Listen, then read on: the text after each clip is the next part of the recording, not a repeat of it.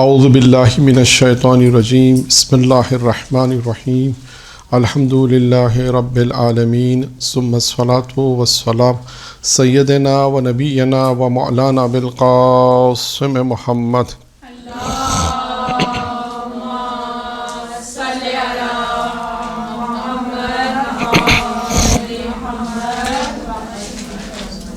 وآل بیت طیبین الطاہرین اما بعد۔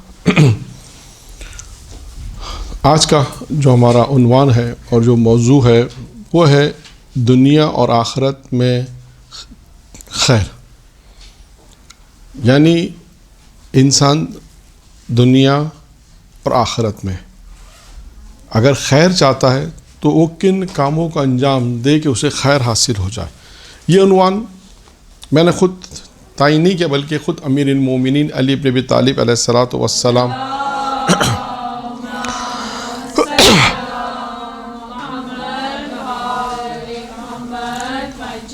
اپنے ایک صحابی کو جب چند نصیحتیں کی تو اس وقت آخر میں امیر المومنین نے چند نصیحتیں کرنے کے بعد یہ جملہ کہا کہ اگر جو باتیں میں نے تمہیں بیان کی ہیں، یعنی جو باتیں امیر المومنین نے آخر میں بیان کی ہیں، میں آپ کو پہلے بیان کرتا ہوں کہ اپنے صحابی سے کہا بولے نوف بقالی، اس سے کہا کہ جو باتیں میں نے تمہیں بیان کی ہیں اگر تم ان پر عمل کرو گے تو دنیا اور آخرت میں تمہیں سعادت ملے گی، خیر ملے گی اور دنیا آخرت میں تم کامیاب ہو جاؤ گے۔ تو وہ چیزیں کیا ہیں انشاءاللہ وہ بیان ہوں گی، لیکن آپ یہ دیکھیں کہ اللہ نے انسان کو دنیا میں خلق کیا ہے۔ یہ دنیا ایک وسیلہ ہے تاکہ اس دنیا میں انسان ان کاموں کو انجام دیتا ہے اور اسی کاموں کے ذریعے سے انسان آخرت میں اگر اچھے کام ہے تو اسے آخرت میں بھی اچھا اجر و ثواب ملے گا، اور خدا نخواستہ اگر کچھ کوتاہیاں ہیں، غلطیاں ہیں، یا خدا نخواستہ جان بوجھ کے اگر کوئی گناہ کیے تو پروردگار اس کی سزا اسے دے گا۔ تو اب دو مرحلے انسانی زندگی کے، ایک دنیا ہے جو فانی ہے، جو ختم ہونے والی ہے، خود انسانی زندگی بھی فانی ہے، انسان کی زندگی بھی ختم ہونے والی ہے۔ یہ زندگی انسان جب ہم دیکھتے ہیں تو کوئی 40 سال کی ہے، 50 سال کی ہے، 60 سال کی ہے، 30 سال کی بھی ہے، اس سے بھی کم ہے۔ یعنی اللہ نے انسانی زندگی میں ہر طرح کی ایج، یا یوں کہیے کہ ہر طرح کی جو موت کے واقعات ہیں جب ہم دیکھتے ہیں تو ہر طرح سے اس میں موت واقع ہوتی ہے۔ کم عمری میں بھی موت ہے، 10-12 سال میں بھی ہے، 20 سال میں، 22 سال میں، اس طرح مختلف۔ تو یہ ایک دنیا ہے کہ جہاں اللہ نے انسان کو بھیجا ہے، اور اس کے بعد وہ دنیا جہاں اس دنیا میں اگر ہم کام کریں گے اچھے تو وہ دوسری دنیا کیا ہے جس کا نام آخرت ہے، وہ ہمیں اجر و ثواب ملے گا۔ تو لہٰذا آپ دیکھتے ہیں کہ بہت سے عمل ہیں جو بیان کیے جاتے ہیں، بہت سی چیزیں ہیں جو اللہ کو اس دنیا میں پسند ہے۔ دیکھیں کتنا آج کے موضوع میں یا جتنا وقت ہے کتنا آ جاتا ہے میٹر، دنیا کے حوالے سے بھی جو باتیں ہوں گی یا آخرت کے حوالے سے۔ تو خلاصہ کیا ہے کہ ہماری گفتگو کا کہ یہ کہ دنیا اور آخرت دو چیزیں۔ اب سوال یہ پیدا ہوتا ہے کہ وہ کون سے کام ہیں کہ وہ دنیا میں بھی انسان کو مفید رہیں اور آخرت میں بھی مفید رہیں، یعنی فائدہ مند رہیں۔ انسان وہ کون سے کاموں کو انجام دے کہ جس کا فائدہ انسان کو دنیا میں بھی ہو اور آخرت میں بھی، کیونکہ دو ہی مقامات ہیں، اور دونوں ایسے کہ جہاں انسان چاہتا ہے کہ اچھی زندگی بسر کرے۔ وہ بعد والی زندگی جو آخرت کی، وہاں تو انسان چاہتا ہے کہ وہ آخرت کی زندگی جو ختم ہونے والی نہیں ہے، وہ بھی انسان چاہے گا کہ وہ مفید رہے، فائدہ مند رہے، سعادت مند رہے۔ اسی طرح یہ دنیا جہاں خدا نے انسان کو بھیجا وہاں پہ بھی انسان۔ تو اب ہماری جو گفتگو ہے وہ امیر المومنین کے ان نصیحتوں پر ہے، کیونکہ نصیحت خود ایک موضوع ہے۔ قرآن مجید میں بھی آپ دیکھیں تو پروردگار عالم نے اپنے رسول کو جو مخاطب کیا سورہ نحل کے اندر کہ لوگوں کو اللہ کی طرف دعوت دو، تو حکمت کے ذریعے سے اور اچھی نصیحت کے ذریعے سے، موعظۃ الحسنہ یعنی اچھی نصیحت کے ذریعے سے تم اللہ کی طرف لوگوں کو بلاؤ۔ یعنی یہ نصیحتیں وہ ہیں جس سے انسان اللہ کی طرف جائے گا، ایک دنیا میں مفید، دو اور آخرت میں بھی خیر ہوگی، مفید رہے گا۔ تو یہ ہماری گفتگو رہے گی اس سلسلے میں کہ وہ کون سے اعمال ہیں کہ جو دنیا میں بھی مفید آخرت میں۔ اب آئیے وہ عمل ہم پہلا عمل بیان کر دیتے ہیں کہ پہلا عمل کیا ہے. امیر فرماتے ہیں اپنے ایک صحابی کو جو مسجد کوفہ میں بیٹھا ہوا تھا، امیر مومنین بیٹھے ہوئے تھے، وہ آیا اور آنے کے بعد اس صحابی نے کہا کہ مولا مجھے نصیحت فرمائے. تو امیر مومنین نے اسے نصیحت کی، اور پہلی نصیحت کیا کی؟ پہلی نصیحت اس نے یہ کی، امیر نے اس نے کہا جب مولا نصیحت کریں تو امیر نے فرمایا احسن یحسن الیک.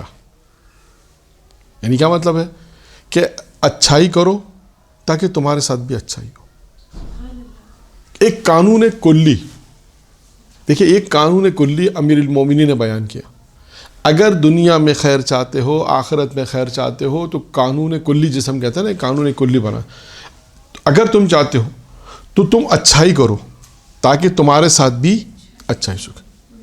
اور آپ ہر شخص یہ چاہتا ہے کہ لوگ میرے ساتھ اچھائی کریں، لوگ میرے ساتھ برے طریقے سے پیش نہ آئیں.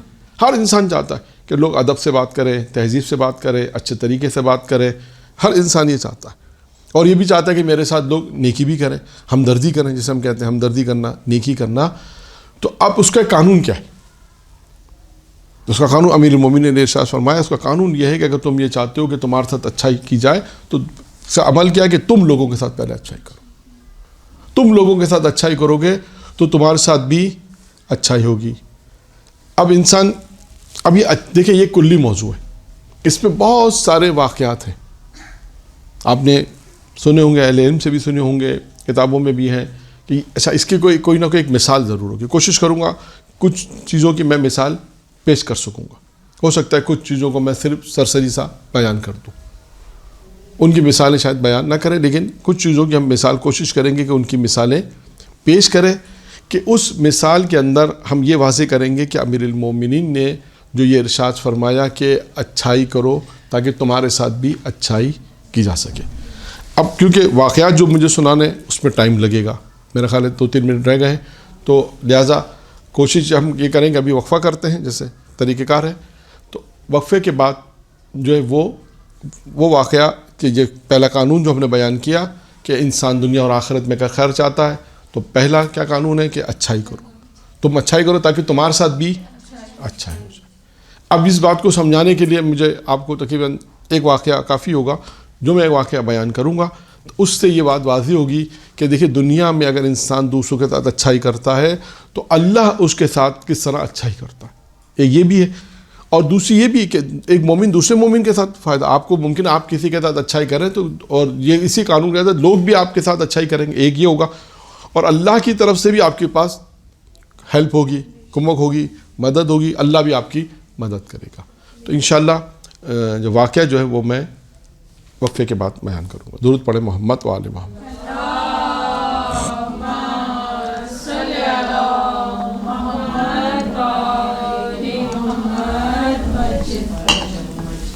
ہماری گفتگو امیر المومنین کے قول میں کہ امیر المومنین نے دنیا اور آخرت میں خیر ہونے کے کچھ اصول بیان کیے، کچھ نصیحتیں کہہ لیں وہ بیان کی کہ اگر تم چاہتے ہو دنیا اور آخرت میں خیر ہو، دنیا اور آخرت اچھی گزرے، تو تم ان نصیحتوں پہ عمل کرو. پہلی نصیحت کیا تھی امیر المومنین کی؟ کہ تم یہ چاہتے ہو کہ تمہارے ساتھ اچھا ہے. اب اس کی مثال کیا ہے؟ اگر ہم مثال دیکھیں تو میں نے عرض کیا مثال آپ کے سامنے بہت ساری مثالیں ہیں. ایک مثال میں آپ کے سامنے پیش کرتا ہوں کہ جس میں ایک تاریخ میں ایک واقعہ لکھا ہے کہ ایک شخص ایک کاروان کے ساتھ حج کے لیے گیا، اور جب وہ کوفہ پہنچا، کیونکہ اس زمانے کا حج آپ کے علم میں ہے کہ طولانی سفر ہوتا تھا، 2-3 ماہ کے بعد انسان ایک مقام پہ شہر پہنچتے تھے، پھر اس کے بعد جا کر وہ مکہ پہنچتے تھے. پہلے وہ پہنچا، کاروان جو ہے وہ پہنچا کوفہ میں، شہر کوفہ پہنچا تو اس شخص نے دیکھا کہ ایک خاتون ہے جو جہاں ہم کوڑا وغیرہ پھینکتے ہیں وہاں پر کچھ چیز تلاش کر رہی ہے. تو اس نے پوچھا کہ تم یہاں کیا تلاش کرو؟ یہاں تو لوگ کچرا پھینکتے ہیں، اس میں یہاں تو نجاست بھی گرتی، آ کر لوگ ہر چیز پھینکتے ہیں، تم کیا تلاش کرو ادھر؟ اس نے کہا کہ میں سیدانی ہوں، شوہر مر گیا ہے، بیوہ ہوں، بچے یتیم ہیں، اور کچھ کھانے پینے کو نہیں ہے، تو میں یہاں پر کچھ وہ چیز تلاش کرنے، شاید کچھ میرے بچوں کو مل جائے۔ اس شخص کو بڑا رحم آیا اور اس نے جو پیسے اپنے حج کے لیے رکھے تھے وہ پیسے اس نے اس سیدانی کو دے ڈالے، اور اس کے بعد کہا کہ یہ پیسے لو اور اپنی مشکلات حل کر لو۔ اس کے بعد یہ شخص جب کاروان والوں سے اس کی گفتگو ہوئی تو کاروان والوں سے کہا کہ میں نہیں جا سکتا۔ کہا کیوں نہیں جا سکتے؟ کہا بس میں نہیں جا سکتا، اب آپ کاروان لے جائیں حج کے لیے۔ کاروان چلا اور حج کرنے کے بعد جب وہ واپس آیا تو ایک شخص اس کے پاس آیا، اس کاروان میں سے ایک شخص اس کے پاس آیا اور آ کے کہنے لگا کہ یہ منی میں تم سے میں نے 10,000 دینار ادھار لیے تھے منی میں، یہ 10,000 دینار تم کو میں آج قرضہ واپس کر رہا ہوں، میں نے کہا تھا کہ میں کوفے میں تمہیں دے دوں گا اور منی میں تم نے مجھے دیے تھے۔ اب یہ شخص حیران ہوا، کہنے لگا میں تو گیا ہی نہیں، میں نے تو اس سال حج کیا ہی نہیں ہے، تو تمہیں کس نے پیسے دیے؟ کہا آپ تھے حج پر، آپ کی میری منی میں ملاقات ہوئی، آپ سے میری بات چیت ہوئی، مجھے پیسوں کی ضرورت تھی، قرضے کی ضرورت تھی، آپ سے میں نے کہا مجھے 10,000 دینار چاہیے، آپ نے مجھے 10,000 دینار دیے، اور یہ بھی کہا تھا کہ کوفہ پہنچ کے میں واپس کر دوں گا، تو میں کوفہ آ گیا ہوں، اب یہ 10,000 دینار اپنی امانت واپس لے لو۔ یہ اصرار کرتا رہا کہ میں تو گیا ہی نہیں، میں نے تو حج کیا ہی نہیں، اور وہ اصرار کرتا رہا کہ نہیں آپ ہی تھے، آپ ہی نے مجھے 10,000 دینار دی اور یہ 10,000 دینار لے لو۔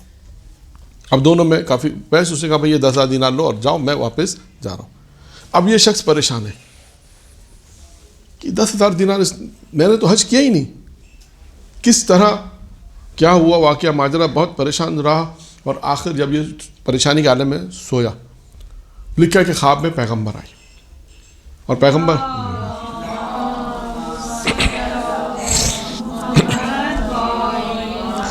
خواب میں اللہ کا رسول آیا، اللہ کے رسول نے اس سے کہا کہ ہاں تم نے حج نہیں کیا، لیکن تم نے میری بیٹی کے ساتھ جو نیکی کی، جو نیک عمل کیا تم نے میری بیٹی کے ساتھ، اللہ نے تمہاری شکل میں ایک فرشتے کو خلق کیا جس نے تمہاری نیابت میں حج کیا، اور یہ وہی فرشتہ جو انسانی شکل میں تھا، اسی نے ہی 10,000 دینار ادھار دیے تھے اس شخص کو جس نے تم کو لا کے واپس کیے ہیں، اور یہ اجر و ثواب جو تمہیں ملا یہ اس میری بیٹی کی مدد کرنے کے سلسلے میں ہے، اور جب تک تم زندہ ہو اللہ وہی فرشتہ تمہاری نیابت میں حج کرتا رہے گا۔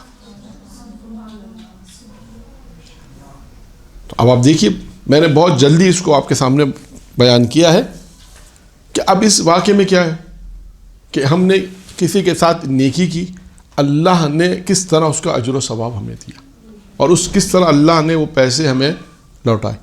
اور ہر شخص یہ چاہتا ہے کہ اس کے ساتھ نیکی ہو، ہر شخص یہ چاہتا ہے کہ اس کے ساتھ بھلائی ہو، تو اس کے پہلا قانون ہے کہ آپ نے بھی پہلے بھلائی کرنی ہے، اسٹیپ پہلے قدم آپ نے اٹھانا ہے۔ تو یہ ایک مثال میں نے آپ کے سامنے پیش کی کہ جس میں یہ بالکل واضح ہے مثال کہ اگر تم چاہتے ہو کہ تمہارے ساتھ اچھائی ہو تو دوسروں کے ساتھ تم اچھائی شروع کر دو۔ یہ پہلا ایک اصول ہے۔ دوسرا اصول کیا ہے؟ ارحم ترحم، تم رحم کرو تاکہ تم پہ رحم کیا جائے، تم رحم کرو تاکہ تم پر رحم کیا جائے۔ اب یہ بھی ہے، ہر شخص چاہتا ہے کہ ایک دوسرے سے تعلقات میں لوگ ہم پر رحم کریں، ہمارے ساتھ ہمدردی کریں، محبت سے پیش آئیں۔ یہ انسان کی فطرت میں ہے کہ ایک دوسرے سے محبت سے پیش آئیں، ایک دوسرے کے ساتھ ہمدردی کریں، ایک دوسرے کے ساتھ اچھے تعلقات رہیں۔ تو اس کا طریقہ کیا ہے کہ آپ پہلے ان کے ساتھ ہمدردی کریں، ان پر رحم کریں۔ جب آپ یہ کام کریں گے تو دوسرا بھی آپ کے ساتھ یہ کام کرے گا۔ اچھا، اب یہاں رحم دیکھیں، رحم سے مراد دو معنی ہوتے ہیں، ایک ہمدردی ہے، یہاں پہ ہمدردی ہے، کوئی پریشان ہے آپ اس کی مدد کریں، یہ بھی ہمدردی رحم ہے کہ آپ کوئی پریشان تھا آپ نے اس کی مدد کر دی۔ اچھا، اب یہاں سے میں ایک اور موضوع کو بھی بیان کرنا چاہتا ہوں کہ یہاں پہ انہوں نے امیر المومنین نے اس روایت نے صرف ایک جملہ کہا، لیکن تاریخ کے واقعات اگر ہم پڑھتے ہیں تو ہمیں ایک اور چیز بھی نظر آتی ہے۔ یہ رحم، ہم اس کو اگر اور وسیع کرنا چاہیں تو یہ رحم صرف انسانوں کے ساتھ نہیں بلکہ ہم دیکھیں جانوروں کے ساتھ بھی۔ خود روایتوں میں آیا کہ جانوروں کے ساتھ اچھا سلوک کرو۔ اب ہم دیکھتے ہیں کہ اگر کوئی جانوروں کے ساتھ اچھا سلوک کرے تو اللہ اسے کیا دیتا ہے، پھر ہم اس سے یہ اخذ کریں کہ جانوروں کے ساتھ اچھا سلوک کرنے سے، ان پہ رحم کرنے سے انسان کو یہ کچھ پروردگار اجر ثواب دیتا ہے تو یہ سوچے کہ انسانوں کے ساتھ کرنے کا اللہ کتنا دے گا. یہ بھی ہے. انسان کا بھی میں ایک واقعہ پہلے انسان کا سنا دوں، ایک حیوان کا بھی، تاکہ بات ہو جائے. یہ بھی بنی اسرائیل میں ایک میاں بیوی تھے. شاید پچھلے سال یا 2 سال پہلے شاید یہ واقعہ بیان ہوا ہو، لیکن میں بہت جلدی حدیث کو بیان کر دیتا ہوں تاکہ آپ کے اذہان میں یہ بات آ جائے کہ بنی اسرائیل میں بھی میاں بیوی تھے، غریب تھے. اللہ نے چاہا کہ انہیں دولت دی جائے. حیات القلوب میں علامہ مجلسی نے اس واقعے کو لکھا ہے. شوہر کے خواب میں فرشتہ آیا، بیوی کے خواب میں بھی آیا، اور دونوں کو یہ کہا کہ اللہ یہ چاہتا ہے تمہیں دولت دے. بیوی نے بھی کہا میں اپنے شوہر سے پوچھ کے بتاؤں. شوہر نے کہا میں اپنی بیوی سے، اور بیوی نے کہا میں اپنے شوہر سے پوچھوں. ایسا نہ ہو کہ میں ہاں کر دوں، شوہر کہ تم نے کیوں ہاں کی، بیوی ہاں کہہ دے شوہر کے کیوں ہاں کی، شوہر ہاں کر دے بیوی کے تم نے کیوں ہاں. تو دونوں نے اتفاق سے ایک ہی کہا کہ بھائی ہم صلاح مشورہ کر کے پھر یہ دیکھیں گے کہ اللہ کا جو ارادہ ہے کہ اللہ ہمیں دولت دینا چاہتا ہے 15 سال کے لیے.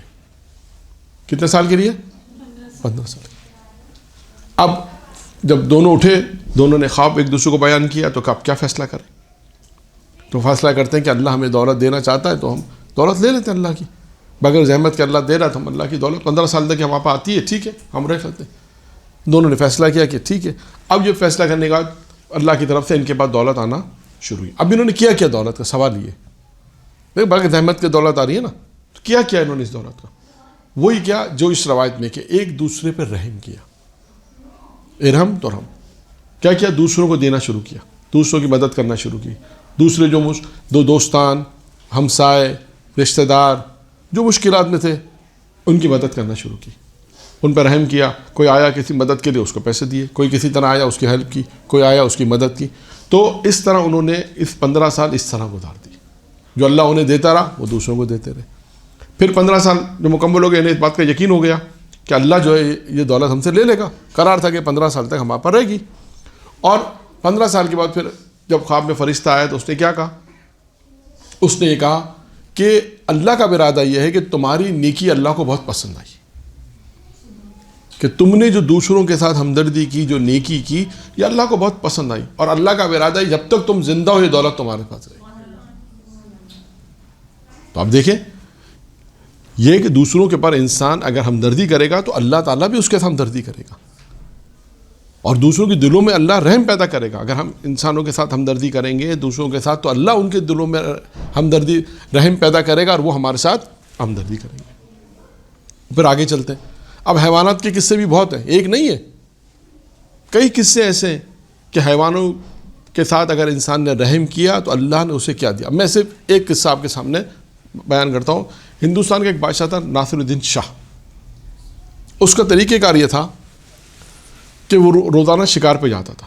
یہ ایک طریقہ کار تھا، لیکن اس نے اپنی زندگی میں ایک کام انجام دیا. وہ کام کیا انجام دیا کہ اس کا جہاں سامان گوڈاؤن جسے ہم کہتے ہیں، جہاں سامان رکھا ذخیرہ ہوتا ہے، وہاں اس نے اتفاق سے یہ دیکھا کہ کچھ حیوانات ہیں جنہیں دودھ کی ضرورت ہے، ان کا دودھ نہیں ہے. تو اس نے اپنے نوکروں سے کہہ کے ان کے لیے دودھ کا انتظام کیا، ان جانوروں کے لیے جنہیں دودھ کی طلب تھی. انہوں نے دیکھا کہ مر رہے ہیں، ان کے بعد دودھ نہیں ہے، ان پر رحم کیا، اور اس کے بعد ان کے جب اس قابل ہو گئے، روزانہ ان کو دودھ دیتا رہا، اس قابل ہو گئے کہ وہ وہاں سے جا سکتے تھے، وہاں سے چلے. اب ناصر الدین شاہ کا طریقہ کار کیا تھا کہ روزانہ وہ جب جنگ کے لیے شکار کے لیے جاتا تھا، روزانہ شکار کے لیے جاتا تھا، اور اس کے بعد واپسی پر کسی ایک دوست کی یہاں وہ لوگ قیام کرتے تھے کہ بھئی آج کھانا اس کے کھائیں گے، آج کھانا اس کے کھائیں گے. یہ ان کا ایک طریقہ کار تھا. اب جس دن ناصر الدین شاہ کی باری تھی کہ آج شکار پہ جانا ہے، اور شکار کے بعد اب اس کے گھر کھانا کھانا ہے، شام کو نکلے شکار کے لیے، اور شکار کرتے کرتے رات ہو گئی. اب دوستوں نے اصرار کیا کہ بھئی جنگل میں ہم یہیں رک جاتے ہیں، کل صبح انشاءاللہ چلیں گے. اس نے اصرار کیا نہیں، میرے گھر آج کھانے کی دعوت ہے تو میرے گھر کھانا ہے. بہرحال دوستوں کی بات اسے ماننی پڑی. رات ہو گئی تھی، اس نے کہا کہ ٹھیک ہے رات کا وقت ہے، صبح ہم چلے جائیں گے. اب رات جب وہ جنگل میں رکا تو اچانک یہ بیدار ہوا. اب دیکھیے گا، اچانک بیدار ہوا، اور بیدار ہو کے ایک دم پریشان ہوا. تو پوچھا دوستوں نے کیا ہوا اچانک بیدار ہو گیا؟ تو کہا میں نے خواب میں چوتھے امام کو دیکھا.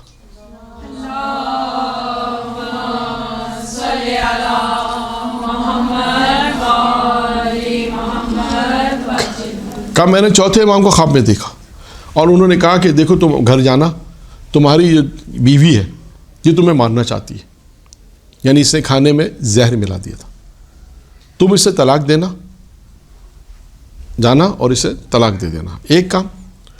اس کے بعد دوسرا کام یہ کہ اللہ تمہیں 40 دن کے بعد کربلا کی زیارت نصیب کرے گا۔ کیوں نصیب کرے گا؟ اس کی وجہ امام نے بتائی، اس لیے کہ تم نے جو جانوروں پہ رحم کیا وہ اللہ کو عمل بہت پسند آ گیا۔ کہتے ہیں کہ اللہ تمہیں 40 دن کے بعد کربلا کی زیارت نصیب کرے گا، تم کربلا جاؤ گے، اور اس کے بعد وہ کربلا کیا، اور اس کی کہتے ہیں اس کا انتقال بھی وہی ہو گیا۔ تو اب ہم دیکھتے ہیں ان واقعات کو پڑھنے کے بعد جب ہم دیکھتے ہیں اقوال معصومین کو، تو اس کے مصداق یعنی اس کے واقعات کے جو نمونے جسے ہم کہہ سکتے ہیں وہ ہمیں تاریخ میں یوں نظر آتے ہیں کہ انسان اگر دوسروں پہ رحم کرے، دوسروں کے ساتھ ہمدردی کرے تو اللہ بھی ان کے دلوں میں ہمدردی کو پیدا کرے گا، اور وہ بھی آپ کے ساتھ ہمدردی کریں گے اور وہ بھی آپ پر رحم کریں گے۔ تو امیر المومنین کی اس نصیحت کے اندر دوسری چیز کیا تھی؟ رحم۔ اگر تم چاہتے ہو تم آپ سے رحم ہو تو تم رحم کرو تاکہ تمہارے ساتھ بھی رحم ہو۔ تیسری چیز امیر فرماتے ہیں اچھی گفتگو کرو تاکہ لوگ تمہیں یاد رکھیں۔ لوگ انسانوں کو کیسے یاد رکھتے ہیں؟ ان کی نیکیوں سے، ان کی اچھی گفتگو سے۔ خدا نہ خواستہ ایسا بھی ہوتا ہے، آپ نے دیکھا اگر خدا نہ خواستہ ایسا ہوتا ہے کہ کوئی بہت برا ہوتا ہے تو لوگ اسے یاد نہیں کرتے، یا اس کے لیے تو بعض اوقات لوگ بددعا بھی کر دیتے ہیں کہ اللہ کرے وہ مر جائے، اللہ کرے اس پہ یہ ہو جائے، ایسا انسان کبھی ہرگز نہ کرے۔ یعنی اگر امیر فرماتے ہیں کہ اچھی گفتگو کرو تاکہ تم یاد رہو، یعنی تمہیں لوگ یاد رکھیں گے تو اس کا ایک سبب کیا ہے؟ اچھی گفتگو۔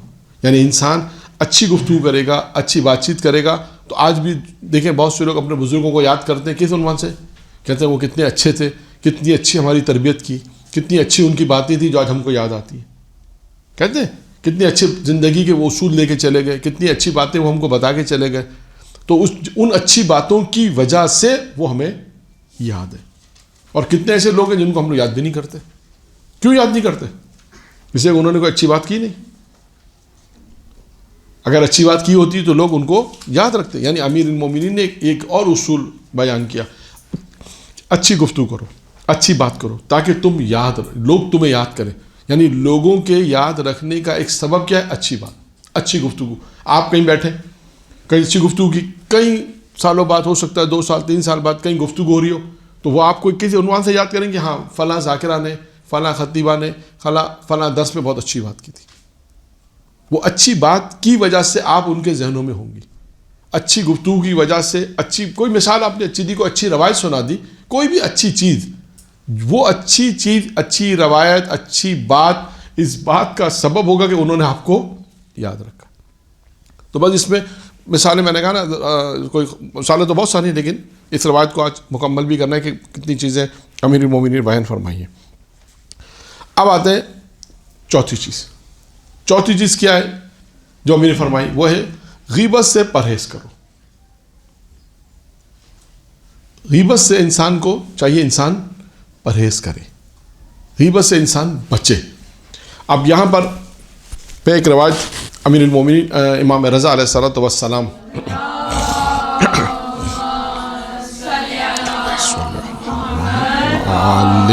محمد کہ ایک روایت ہے کہ جو ان کے ایک صحابی ہیں، جو بلکہ غلام ہیں، جو لوگ مشہد میں اعتراف کی زیارت پر گئے، خدا سب کو مشہد مقدس اور دیگر مقدس مقامات کی زیارت نصیب فرمائے۔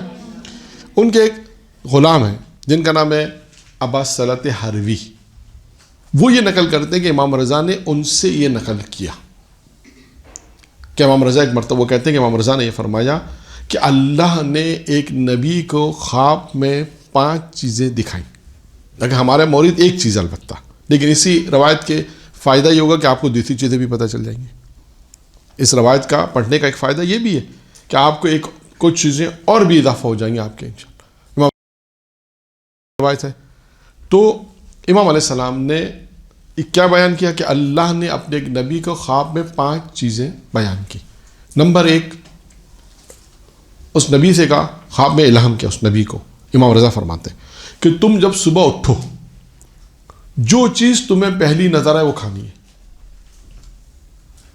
جو چیز بھی تمہیں نظر آئے پہلی نظر کیا کرنی ہے؟ اسے کھانا ہے. جو چیز بھی تمہیں نظر آئے, تم آنکھ کھلی, جو چیز سامنے نظر آئے تمہیں کیا کرنا ہے؟ کھانا ہے. ایک. دو, دوسری چیز جو نظر آئے تمہیں اس سے فرار اختیار کرنا ہے. نہیں, دوسری چیز نظر آئے اسے زمین میں دفن کرنا ہے. جو چیز نظر آئے تمہیں اسے زمین میں دفن کرنا ہے. تیسری چیز کیا تھی؟ کہ جو کوئی تمہارے پاس آئے اسے قبول کرنا. چوتھی چیز, تمہارے پاس آئے, جو چیز آئے اسے خالی ہاتھ نہیں لوٹانا, اس کی حاجت کو قبول کرنا. اور پانچویں چیز یہ تھی کہ پانچویں چیز تھی جو تم دیکھو اسے فرار اختیار کرنا. پانچویں چیز جو بھی تمہیں نظر آئے اس سے فرار اختیار کرنا. ٹھیک ہے, 5 چیزیں میں نے بیان کر رہا ہوں, امام رضا علیہ السلام کی روایت ہے. پہلی چیز کیا ہے؟ آپ لوگ لکھ رہے ہیں تو ساتھ ساتھ بیان کرتے ہیں. پہلی چیز کیا ہے؟ جو چیز ہاں, جو چیز تمہیں نظر آئے, جب تم اٹھو جو اسے کیا کرنا ہے؟ کھانا. 1. 2 دفن. 3 4 اس کی حاجت ہے, اس کا خالی ہاتھ مت لوٹاؤ. 5 فرار, جو چیز میں سے فرار. اللہ نے اپنے ایک نبی کو یہ 5 چیزوں کا حکم دیا. اب نبی خدا جو تھے اٹھے, اللہ کا حکم اٹھے, آنکھ کھلی, سب سے پہلا سامنے کیا نظر آیا؟ کیا نظر آیا؟ پہاڑ. کیا نظر آیا؟ پہاڑ. اب حکم خدا کیا ہے؟ کھانا. آپ اور ہم ہوتے تو کیا کہتے ہیں؟ نہیں, کیسے کھائیں گے تو بات کا مسئلہ ہے. یہ اللہ کو سمجھ میں نہیں آتا, اللہ نے حکم کیسے دے دیا کھانے کا؟ پتا ہے میں یہ کام نہیں کر سکتا. کھانا تو دور کی بات ہے, پہلا تو اس پہ اعتراض کریں گے. اب نبی خدا ہے, کہاں؟ پہاڑ ہے. کہا ٹھیک ہے, حکم خدا ہے, کھانا ہے. چلتے رہے چلتے رہے چلتے رہے, دیکھتے وہ کیا دیکھ رہے ہیں کہ جب جاتے رہے جا رہے ہیں پہاڑ تھوڑا کم ہوتا جا رہا ہے, اپنی مقدار سے, اپنے حجم سے, سائز میں کم ہوتا جا رہا ہے. جب بالکل پہاڑ کے قریب پہنچ گئے, بالکل قریب, دیکھا ایک نوالا بنا, اسے اٹھا کے. دوسرا حکم کیا تھا؟ نظر آئے اسے چھپانا. آگے گئے, کیا دیکھا؟ تشت میں سونے کے سکے نظر آئے. تشت میں سونے کے سکے. آپ اور ہم ہوتے تو کیا کرتے؟ اٹھا لیتے, دیکھتے کوئی دیکھ تو نہیں رہا. لیکن اللہ نے کیا حکم دیا تھا؟ اسے دفن کیا. اسے دفن کیا, جیسے آگے نکلے وہ تھال پھر زمین سے باہر آ گیا. کہ بھائی نہیں, یہ تو دوسرا ہو گیا کہ اس کو دفن کر لیا. پھر آگے نکلے, جب وہ آگے چلے تو پیچھے سے وہ جو تھال دفن کیا تھا وہ زمین سے باہر آ گیا. انہوں نے کہا اللہ نے کہا تھا دفن کرنا, میں نے دفن کر دیا, اب آگے چلے. آگے چلے, دیکھا ایک پرندہ آیا. ایک پرندہ آ کے کہنے لگا کہ میرا ایک بڑا پرندہ میرا شکار کر رہا ہے, تو آپ مجھے میری حفاظت کریں. اس کو لے لیا.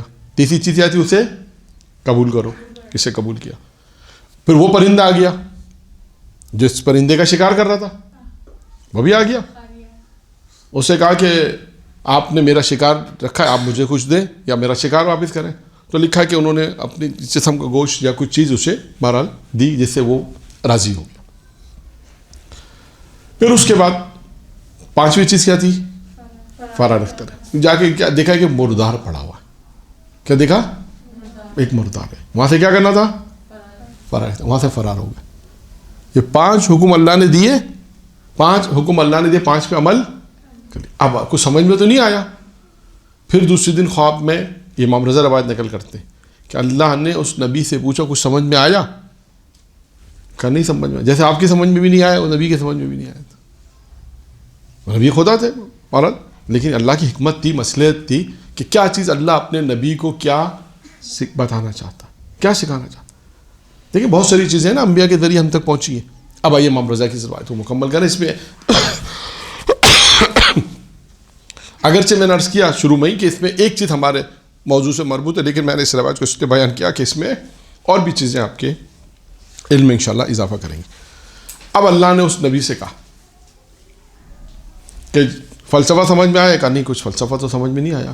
کہ دیکھو جو چیز, پہلی چیز میں نے تم سے کہا جو نظر آئے اسے کھاؤ, جب تمہاری آنکھ کھلی تو کیا نظر آیا؟ پہاڑ کا پہاڑ مثل غصہ ہے.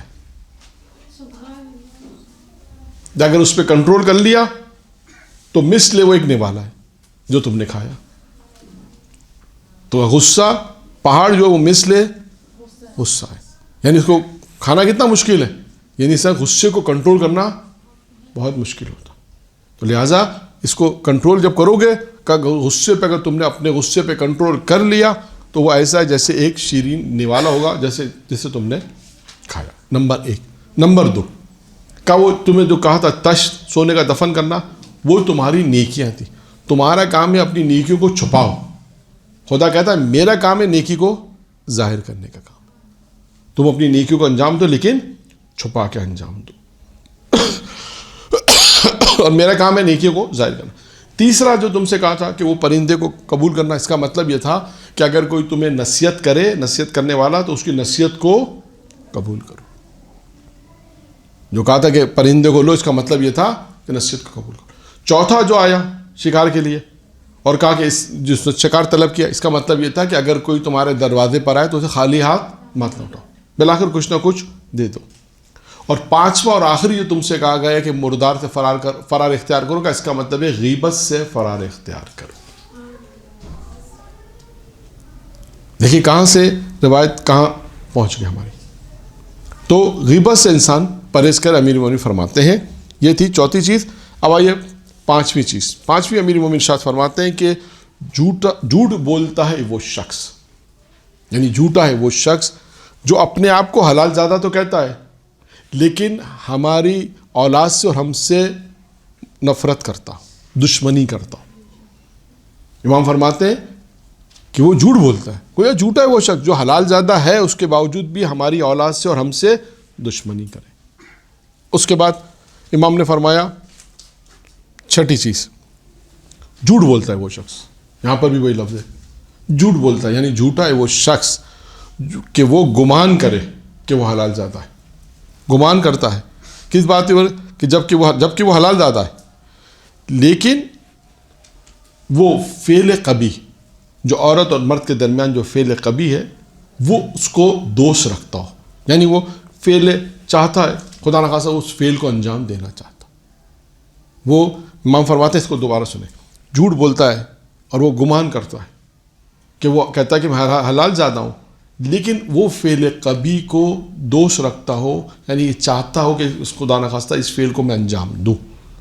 اور دوسری چیز اور وہ شخص، دوبارہ وہی چیز ہے، یعنی وہ شخص خدا کی نافرمانی پر دن اور رات جسارت کرے. یعنی دو چیزیں اس روایت، اس ٹکڑے میں دعا کی، یعنی امام کی اس نصیحت میں دو ٹکڑے ہیں. یعنی وہ شخص جھوٹ بولتا ہے وہ شخص اور وہ گمان کرتا ہے کہ میں حلال زادہ ہوں، کہ میں حلال زادہ ہوں، لیکن کیا فرمایا کہ وہ شخص وہ عمل جو کبھی عمل ہے، فعل کبھی عمل ہے، اس کو دوست رکھے، چاہے کہ اس عمل کو انجام دے.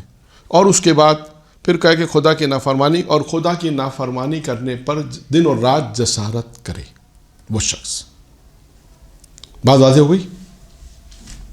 ٹھیک ہے. ساتویں چیز کیا ہے امام نے فرمائی؟ ساتویں چیز ہے کہ صلہ رحمی کرو. صلہ رحمی کرو تاکہ خدا تمہاری عمر کو زیادہ کرے. دیکھیں، صلہ رحمی کرو تاکہ خدا تمہاری عمر کو زیادہ کرے. اب صلہ رحمی کے لیے جہاں پر ایک اور روایت ہے، مختصر اس روایت کو میں بیان کروں کہ جس میں یہ روایت پیغمبر سے، تو پیغمبر فرماتے ہیں کہ اللہ کو اس دنیا میں 6 چیزیں پسند ہیں. کتنی چیزیں؟ 6 چیزیں پسند ہیں. 2 قطرے، 2 قدم، 2 گھونٹ. 2 قطرے، 2 قدم، 2 گھونٹ. 2 قطرے کون سے ہیں؟ ہاں، خوف خدا میں توبہ، خوف خدا میں، رات کی تاریکی میں جو بندہ خدا کے سامنے دعا کرے، گڑ گڑائے، روئے، وہ جو آنسو جو گرتا ہے زمین پر، پہلا قطرہ جو زمین پر گرتا ہے، اللہ پیغمبر فرماتے ہیں اللہ کو اس دنیا میں وہ قطرہ بہت پسند ہے. دوسرا قطرہ کون سا ہے؟ شہید کے خون کا پہلا قطرہ جو زمین پہ گرتا ہے. یہ 2 قطرے ہیں اللہ کو اس دنیا میں پسند ہیں. 2 قدم. ہاں، ایک وہ قدم جو صلہ رحمی کے لیے پڑتا. ہمارا موضوع صلہ رحمی ہے، جس کے لیے میں نے اس روایت کو بھی بیان کیا کہ وہ قدم جو انسان اس نیت سے گھر سے نکلے کہ ٹھیک ہے میری غلطی نہیں ہے، کوئی مسئلہ نہیں ہے، میں ان سے جا کے ایکسکیوز کر لوں. صلہ رحمی کے لیے جو قدم انسان اپنے گھر سے باہر نکالتا ہے اللہ کو اس دنیا میں بہت پسند ہے. اور دوسرا قدم کون سا ہے؟ مسجد کی طرف قدم بڑھانے والا. جو وہ قدم جو انسان مسجد کے لیے اپنے گھر سے جب نماز کے نکلتا ہے، کہتے ہیں اس دنیا میں یہ قدم اللہ کو بہت پسند ہے. 2 گھونٹ. کون سے گھونٹ ہیں؟ صبر کا اور غصے کا گھونٹ. اور دیکھیں غصے کا گھونٹ، غصے ہم ابھی غصہ پہ بحث کر چکے ہیں. پہاڑ والی مثال میں غصہ تھا، اور یہاں پہ پھر وہ روایت ایک اور آئی کہ اگر انسان مصیبت کے وقت اگر انسان صبر کرے گا تو اللہ کو اس دنیا میں اس صبر کا گھونٹ بہت پسند ہے. اور غصے کا گھونٹ کہ انسان غصہ آ رہا ہے، انسان کوشش کرے تحمل کرے کہ غصے کو پی جائے. جیسے ہم بچوں سے سوالات کرتے ہیں نا کوئز میں، کیا سوال کرتے ہیں؟ کیا سوال کرتے ہیں کہ وہ کون سی حرام چیز ہے جس کا پینا جائز ہے؟ غصہ حرام ہے کہتے ہیں نا، لیکن اس کا پینا جائز ہے. ایک سوال بھی ہو جاتا ہے اور بچوں کا پیغام بھی. تو اب اس روایت میں اللہ کے رسول نے 6 چیزوں کو بیان کیا. 2 چیزیں ہمارے مورد سے غصہ بھی آ گیا، اور 2 قدم میں ایک قدم آ گیا صلہ رحمی. دیکھیں صلہ رحمی کے بہت سے فوائد ہیں. موضوع صلہ رحمی نہیں ہے، لیکن امیر المومنین کا صلہ رحمی کرو. اس کی امیر المومنین نے اس کی وجہ بھی آپ کے سامنے بیان کی تاکہ خدا تمہاری عمر میں اضافہ کرے. اچھا دوسری طرف بھی میں بیان کر دوں، چلیں اس کے بھی واقعات ہیں، روایتیں موجود ہیں کہ انسان اگر صلہ رحمی کرے گا تو اس کی عمر میں اضافہ ہو. دوسری طرف بھی بیان کر دوں کہ اگر خدا نخواستہ قطع رحمی کرتا ہے، جو خونی رشتہ دار جن سے صلہ رحمی واجب ہے، اگر قطع رحمی کرتا ہے تو انسان کی زندگی کم بھی ہو جاتی ہے. یہ بھی ہے، یہ صرف نہیں ہے کہ انسان اگر کر رہا ہے تو اس کی عمر بڑھ رہی ہے. یہ تو ایک طرف ہے روایت. دوسری طرف یہ بھی ہے کہ اگر اس پہ واجب تھا صلہ رحمی کرنا، اس نے قطع رحمی کی خونی رشتہ داروں کے ساتھ، جہاں صلہ رحمی واجب تھی اس نے انجام نہیں دیا، تو اس کی عمر میں کوتاہی بھی ہو سکتی ہے، یعنی اس کی عمر کم بھی ہو سکتی ہے. یہ بھی روایت میں بیان کیا گیا ہے. اب آئیے کتنے پوائنٹس ہو گئے؟ 7. آٹھواں کیا ہے؟ امیر مومنین فرماتے ہیں اپنے اخلاق کو اچھا رکھو تاکہ خدا تمہارا حساب آسان کر سکے. دیکھیں یہ ہمیشہ جب بھی گفتگو آتی ہے ان موضوعات پر، اخلاق کے اوپر، تو بہت سی باتیں ریپیٹ بھی ہوتی ہیں، تکرار ہوتی ہیں. پچھلے سال، اس سے پچھلے سال، اس سے پچھلے، ممکن ہے کچھ واقعات یہاں پہ اہل علم آتے ہیں، مولانا آتے ہیں، واقعات کی تکرار بھی ہوتی ہے. تو ہمارا یہ فرض ہے کہ اخلاق کو اچھا رکھیں. آپ دیکھیں معاشرے میں جتنی بھی مسائل ہیں، بیشتر مسائل اگر آپ اس کو تجربہ کر کے دیکھیں، گھر کے مسائل ہو، سماج کے مسائل ہو، محلے کے مسائل ہو، جو انسان جوائنٹ فیملی سسٹم میں رہتا ہے وہاں کے مسائل ہو، اسکولز، کالج، یونیورسٹی، آپ کو مشترکہ چیز اخلاق نظر آئے گا. اچھا یہ اخلاق ہے وہ چیز، اچھا اخلاق وہ ہے کہ اگر کوئی شخص مسلمان نہ بھی ہو، فرض کریں اخلاق تو اچھا سب کو ہو سکتا ہے، اس کے لیے کوئی مسلمان ہونا شرط تو نہیں ہے. یعنی اچھا اخلاق وہ چیز ہے، اگر میں مثال دے رہا ہوں، روایت میں ہے کہ اگر اللہ کے رسول کو کوئی قتل کرنے آتا ہے، ایک گروہ آیا تھا قتل کرنے، سب کو گرفتار کیا، امیر المومنین سے کہا کہ سب کی گردن اڑا دو، کیوں؟ اللہ کے رسول کو قتل کرنا ہے، سوا ایک شخص کے، کہ ایک شخص کو چھوڑ دو، سب کو مار دو. اس ایک شخص نے کہا کیا مجھے بھی میرے ساتھیوں کے ساتھ بھیج دیں، مجھے بھی اوپر بھیج دیں، مار دیں، مجھے کیوں روک کے رکھا ہوا، مجھے بھی قتل کر دیں. کہا نہیں، ابھی جبرائیل نازل ہوئے اور جبرائیل نے کہا ہے کہ تمہارے اندر کچھ صفات، اچھی صفات جن ہے، چند صفات بیان کی گئی ہیں، ان اچھی صفات میں ایک صفات تمہاری اچھی یہ ہے کہ تمہارا اخلاق بہت اچھا اور اللہ کو بہت پسند ہے. اب آپ سوچئے کہ اچھا اخلاق اگر کسی غیر مسلمان میں ہے اور اللہ کو اتنا پسند ہے کہ اگر اس کے رسول کو قتل کرنے بھی آ رہا ہے تو اللہ کے رسول کہتا ہے اسے قتل نہیں کرو. تو آپ سوچیں اگر کسی مومن و مومنہ میں اچھا اخلاق ہو. آپ دیکھیے پریکٹس تجربہ کر لیں کہ انسان اچھے اخلاق سے کتنے گھر سے ہی ہو جائیں گے. ہاں خدا نہ خواستہ یہ آپس کے جو مسائل پیدا ہو جاتے ہیں, جھگڑے جو ہو جاتے ہیں, اس میں انسان یہی کرتا ہے, کبھی ہمیں غصہ آ گیا, کنٹرول نہیں کیا, بد اخلاقی ہو جاتی ہے. غصے میں کیا کام ہوتا ہے؟ بد اخلاقی ہو جاتی ہے. اور بد اخلاقی کے نتیجے میں کیا ہوتا ہے؟ جھگڑا. اور جھگڑے کے نتیجے میں کیا ہوتا ہے؟ رشتہ داریاں ٹوٹ جاتی ہیں. اور وہ پھر وہ رشتہ داریاں خدا نہ خواستہ بڑوں سے چلتی ہوئی آتی ہیں, پھر وہ خدا نہ خواستہ وہ بڑوں سے نسل در نسل بچوں میں, پھر اس کے بعد چھوٹی سی بات ہوتی ہے, بہت چھوٹی سی بات ہے. ہم دیکھتے ہیں بہت سے بات جب سننے میں آتے ہیں, بہت سے واقعات تجربات سننے میں آتے ہیں تو دکھ بھی ہوتا ہے, افسوس بھی ہوتا ہے کہ اتنی چھوٹی سی بات تھی, اور یہ کہتے ہیں کہ ٹھیک ہے مجھ سے غلطی ہو گئی. یہ ایک ہی جملہ درگزر کا مطلب کیا ہے؟ معاف. کیا ہے؟ یہی معاف ہے کہ درگزر کر دینا, ٹھیک ہے غلطی ہو گئی.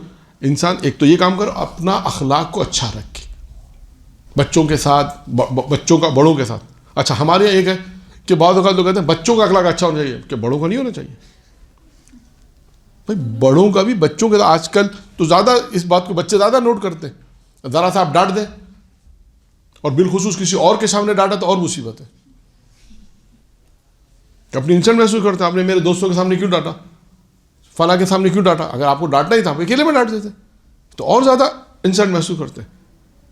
تو کیا کہتے ہیں, وہ کہتے ہیں اچھا آپ نے کوئی بات کہی, غصے سے کہی, ڈانٹ کے کہی, تو کیا کہیں گے؟ اچھا یہ بات آپ آرام سے نہیں کہہ سکتے تھے, کہتے ہیں.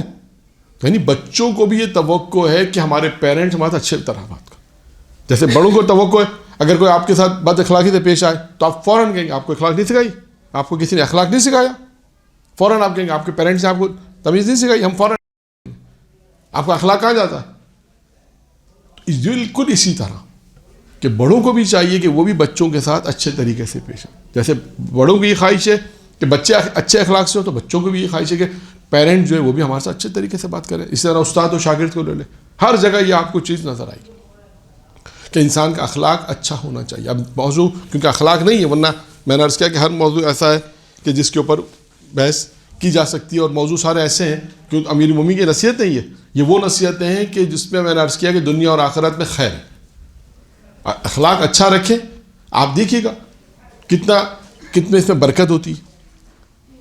آپ تمام معصومین کی زندگی اٹھا لیں, تمام معصومین کی زندگی, 14 معصومین کی زندگی کو اٹھائیں, آپ اس میں اخلاق سر نظر آئے گا کہ معصومین کے ساتھ لوگ آتے تھے, کس طرح پیش آتے تھے, کس طرح وہ ان کو جواب دیتے تھے.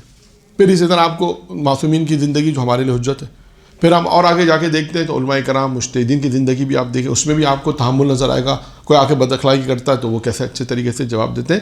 تو بہرحال یہ سب نمونے ہیں ہمارے پاس کہ جو معصومین کی زندگی تو ہمارے لیے حجت ہے. ہر امام کی زندگی میں امیر المومنین سے لے کر آپ پیغمبر سے لے کے جناب زہرا, ابھی ایام فاطمہ گزرے, آپ نے جناب زہرا کے اخلاق کے واقعہ سنے ہوں گے. اسی طرح آپ نے جو ایام آتے جاتے ہیں ان ایام کے حساب سے گفتگو ہوتی ہے تو اس میں تمام چیزیں بیان ہوتی ہیں. تو اسی طرح تو اچھا اخلاق رکھیں تاکہ اچھا اس کا فائدہ بھی کیا ہے, دیکھیں فائدہ بھی بیان ہو رہا ہے ساتھ ساتھ. امیر فرماتے ہیں اچھا اخلاق رکھو, کیوں؟ تاکہ تمہارا حساب پروردگار جو حساب لے گا نا وہ آسانی سے ہو جائے. حساب میں آسانی ہے. پچھلی جملے میں بھی آیا فائدہ, صلہ رحمی کا فائدہ کیا آیا؟ عمر میں اضافہ. یہاں امیر فرما رہے ہیں اچھا اخلاق رکھو. کیا فائدہ ہوگا اچھا اخلاق کا؟ اچھے اخلاق کا فائدہ ہے کہ اللہ جب تم سے حساب کرے گا نا تو وہ آسانی کے ذریعے کرے گا. اچھا اب میں اس واقعے کو بھی پورا کر دوں. جب پیغمبر اسلام کے بعد جو شخص جس کو چھوڑا, جب اللہ کے رسول نے اس سے کہا تمہارا اخلاق اچھا ہے, تو اس نے کہا کہ ہاں آپ کا جو جبرائیل نے آپ کو پیغام دیا, انہوں نے کہا مجھے جبرائیل نے کہا اور اللہ نے کہا, تو کہا آپ کا اللہ بالکل صحیح کہتا ہے, میرا اخلاق اچھا ہے. اور بھی صفت بیان کی, شجاع تھا اور بھی اس کے اندر صفت اچھی تھی, سخی تھا, شجاع تھا, اور بھی مختلف صفتیں اس نے بیان کی مختلف روایتوں میں مختلف چیزیں. اس کے بعد وہ شخص مسلمان ہو جاتا. یہ نتیجہ ہے. یعنی ایک نتیجہ اور کیا ملا ہمیں کہ اچھا اخلاق ہونے کا اس کو فائدہ کیا ملا کہ وہ مسلمان ہو گئے. یہاں پہ ایک فائدہ امیر المومنین بیان کر رہے ہیں کہ مرنے کے بعد اللہ جب حساب کتاب کرے گا, تو ہم نے سنا نا حساب کتاب اللہ بڑا سخت کرتا ہے, لیکن امیر فرماتے ہیں اگر دنیا میں تمہارا اخلاق اچھا ہوا تو حساب کتاب میں اللہ تمہارے ساتھ آسانی کرے گا. پھر آگے چلتے ہیں پھر امیر المومنین فرماتے ہیں اگر تم چاہتے ہو کہ روز محشر میرے ساتھ رہو، کسے کہہ رہے ہیں؟ اپنے صحابی سے، نوف سے کہتے ہیں اگر تم چاہتے ہو کہ روز محشر میرے ساتھ رہو، یعنی ہر آدمی چاہے گا معصوم کے ساتھ رہے، تو کہا کہ ہرگز ظالموں کا ساتھ مت دینا، ظالموں کا ساتھ مت دینا۔ اور آپ کو یہاں پر میں امام موسیٰ کاظم علیہ الصلوۃ والسلام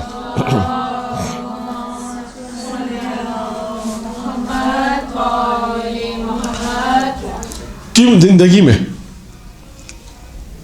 بہت سے واقعات نظر آئیں گے۔ ایک واقعہ جو ظالم کے حوالے سے، اچھا ظالم کا ساتھ مت دو، اس کی مدد نہ کرو، کس حد تک وہ امام موسیٰ کاظم کی زندگی میں نظر آتا ہے۔ آپ کو سنا وہ واقعہ ہوگا کہ وہ ایک شخص جو اونٹ بادشاہ کو دیتا تھا، ہارون کو اونٹ دیتا تھا تاکہ وہ حج پر جائے اور حج سے واپس آتا تھا، تو امام نے اس سے کہا، ابراہیم جمال غالبا نام تھا، ابراہیم جمال غالبا نام تھا، تو اس سے کہا صفان، غالباً صفان جمال، صفان، ہاں صفان نام تھا۔ امام نے کیا کہا اس سے کہ تم جو بادشاہ کو اونٹ دیتے ہو، کرائے پر کہاں دیتا ہوں، کہا تمہاری خواہش یہ ہوتی ہے کہ بادشاہ زندہ واپس آ جائے، کہا مولا یہ خواہش ہوتی ہے کہ بادشاہ زندہ واپس آ جائے تاکہ مجھے کرایہ مل جائے اونٹوں کا۔ امام نے کہا تمہاری یہ خواہش بھی کہ بادشاہ زندہ رہے، یہ بھی ظالم ہونے کے، ظالم میں اس کے ظلم میں مدد کرتا ہے۔ اب دیکھیں نا، امام نے فرمایا ہرگز ظالموں کی مدد نہ کرو، اگر تم میرے ساتھ محشور ہونا چاہتے ہو روز قیامت میں تو ظالموں کی مدد نہ کرو۔ اب اس سے کیا مراد ہے ظالم، یعنی کس حد تک امام نے، یہ بھی مثال امام کی زندگی میں نہیں، اس حد تک ہم اس کی کوئی مدد نہیں کر رہے، کوئی اس کو ہم چیز نہیں دے رہے ظالم کو، لیکن صرف ہم یہ خواہش کرتے ہیں۔ امام نے کہا کہ تم اگر یہ خواہش رکھتے ہو کہ وہ ظالم زندہ واپس آ جائے تاکہ تمہیں پیسے ملیں، تمہاری یہ خواہش کا، یہ خواہش بھی اس کے ظلم میں، وہ جو ظلم کر رہا ہے اس میں تم شامل ہو۔ اس سے اندازہ کریں کہ خدا نہ خواستہ ہم کسی کے ساتھ، اچھا اب یہ بات جو ظلم کی آ گئی، یہ ہم یہ سمجھتے ہیں کہ ہم باہر سمجھتے ہیں ظلم ہوتا ہے۔ آپ پریکٹیکل میں اپنی زندگی میں دیکھیے گا کہ خدا نہ خواستہ ہم کسی کے ساتھ ظلم تو نہیں کر رہے، یہ بھی دیکھیں اب کسی کے ساتھ ناانصافی تو نہیں ہو رہی۔ یہ انسان اپنی زندگی میں بھی، پریکٹیکل زندگی میں بھی دیکھے، یہ نہیں سوچے کہ ظلم تو دوسرے لوگ کرتے ہیں، کسی کو مارنا ہی ظلم ہے، نہیں، ہو سکتا ہے کہ خدا نہ خواستہ ہم آپس میں کوئی ایسا کسی کے حقوق ہے اس کو ادا نہیں کر رہے، یہ بھی ظلم ہے کہ بہت ساری چیزیں جو ہم پہ واجب ہے ہم اس کو ادا نہ کریں، یا یعنی ہم جو جس معاشرے اور سماج میں رہتے ہیں، جہاں ہم زندگی گزار رہے ہیں، وہاں ایسا تو نہیں ہم کسی کے ساتھ ظلم کر رہے ہو۔ یہ انسان خود چیک کرے گا، ایسا نہ ہو کہ ہم کسی کے ساتھ ظلم کریں۔ امام نے فرمایا ظالم کی مدد نہیں کرنا، ہرگز ظالم۔ اب انسان خود فیصلہ کر لے، اپنی زندگی کو چیک کرے، اپنی زندگی میں دیکھے کہ میرے کسی عمل سے ایسا تو نہیں ہو رہا کہ کسی ظالم کی مدد ہو رہی ہے، یا میں خود خدا نہ خواستہ، یعنی انہوں نے کہا کہ ظالم کی مدد نہ کرے۔ سوچے آپ، کوئی اگر خود ظلم کرے تو وہ تو بہت آگے نکل گیا نا۔ اگر خدا نہ خواستہ کوئی ظالم ہے، ہم اس کی، امام کہتے ہیں اس کی بھی مدد نہ کرو۔ اب آپ سوچیں کہ ہم کسی پہ ظلم کریں تو ہم تو خود ظالم بن جائیں گے۔ تو اب آپ نے یہ دیکھنا ہے اپنی زندگی میں، اپنے معاشرے میں، اپنے سماج میں، پریکٹیکلی لائف میں بھی، کہ ایسا تو نہیں کہ ہم کسی پہ ظلم کر رہے ہو، یا آپ نے خود چیک کرنا ہے۔ خدا نہ خواستہ ایسا ہوتا ہے ہم ظالم بن جائیں، جبکہ امام یہاں پہ کیا کہہ رہے ہیں کہ ظالموں کی مدد نہ کرو، اگر تم میرے ساتھ محشور ہونا چاہتے ہو تو ظالم کی مدد نہ کرو۔ پھر آگے کہتے ہیں، اپنے صحابی سے کہتے ہیں کہ جو کوئی بھی ہم سے محبت کرے گا وہ روز قیامت ہمارے ساتھ ہوگا، جو کوئی بھی ہم سے محبت کرے گا وہ روز قیامت میں ہمارے ساتھ محشور ہوگا۔ پھر امام نے آگے فرمایا کہ اگر کوئی پتھر سے محبت کرتا ہے تو اس کے ساتھ محشور ہوگا۔ یعنی امام نے ایک مثال کے طور پہ کہا، اگر کوئی شخص پتھر سے محبت کرتا ہے تو وہ پتھر کے ساتھ محشور ہوگا۔ یعنی امام نے ایک اور پیغام دیا، ہر نصیحت کے ایک جملہ میں نے عرض کیا، آپ دیکھیں کہ وہ جملہ ہے کہ جس میں امام نے کتنی، یہ سارے موضوع میں نے عرض کیا کہ ایسے جس پہ گفتگو ہو سکتی ہے۔ صرف میں آج کی اس حد تک اس پوری روایت کو 10 11 12 چیزیں ہیں کہ ہم اس کو ایک مکمل کر لیں۔ کہاں تک پہنچے، کتنے پوائنٹس ہو گئے؟ ہاں لاسٹ 10واں کیا ہے؟ جو کوئی بھی ہم سے محبت وہ ہمارے ساتھ محشور ہوگا. پھر اس کے بعد امام نے فرمایا اگر اس کے بعد پھر مثال دی کہ اگر کوئی پتھر سے محبت کرے گا تو محشور ہوگا. پھر اس کے بعد امام نے فرمایا، ہاں یہ بہت اہم جملہ امام فرما رہے ہیں. اب جو جملہ آ رہا ہے وہ پریکٹیکلی طور پہ ہوتا ہے، معاشرے میں ایسا کرتے ہیں. امام نے فرمایا ایسا نہ کرو. کیسا نہ کرو؟ کہ لوگوں کے سامنے تو اپنے آپ کو بہت اچھا پیش کرو، ہے نا. ہم تو بہت متقی ہیں، بہت پرہیزگار ہیں، نماز شب پڑھتے ہیں، مستحب روزے بھی رکھتے ہیں سب. امام نے فرمایا ایسا نہ کرو. کیسا نہ کرو؟ فرمایا کہ لوگوں کے سامنے تو اپنے آپ کو اچھا دکھاؤ اور باطن میں پیچھے اللہ کی نافرمانی کرو. ایسا نہ کرو. اب آپ دیکھیں یہ جملہ کیا ہے کہ کیسا ہوتا ہے. بعض اوقات انسان ظاہری طور پر اپنے آپ کو بہت ظاہر کرتا ہے، بہت متقی ہوں، بہت پرہیزگار ہوں، بہت نمازیں پڑھتے ہیں، بہت روزہ رکھتے ہیں. لوگ ظاہر کیا مولانا زبردست ہے، بہت اپنے آپ کو اتنا ہم ظاہر کریں ایسا کہ ہم اچھے ہیں، لیکن باطن میں یعنی ہم باطن میں کیا کر رہے ہیں؟ اللہ کے حکم کی نافرمانی کریں. امام کہتے ہیں ہرگز ایسا کام مت کرو کہ ظاہر بہت اچھا ہو اور باطن تمہارا خراب ہو. اچھا ایسا کرو گے تو کیا ہوگا؟ پھر سوال آتا ہے اگر ایسا کیا تو پھر کیا ہوگا؟ اب امام نے فرمایا جب تم روز قیامت اللہ سے ملاقات کرو گے تو اللہ تمہیں رسوا کرے گا اگر تم نے ایسا کیا.